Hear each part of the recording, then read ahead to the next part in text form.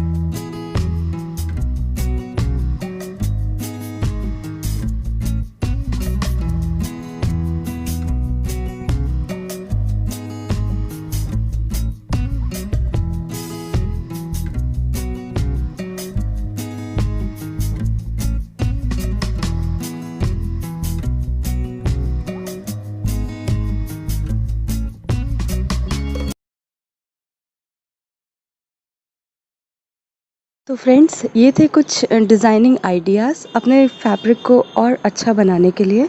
अगर आप इसी तरह के और डिज़ाइंस या कुछ डिफरेंट डिज़ाइंस देखना चाहते हैं तो कमेंट सेक्शन में ज़रूर शेयर करें। और अगर आपने अभी तक हमारे चैनल को सब्सक्राइब नहीं किया है तो सब्सक्राइब कर लें और इस बेल आइकॉन को भी क्लिक कर दें। वीडियो देखने के लिए शुक्रिया।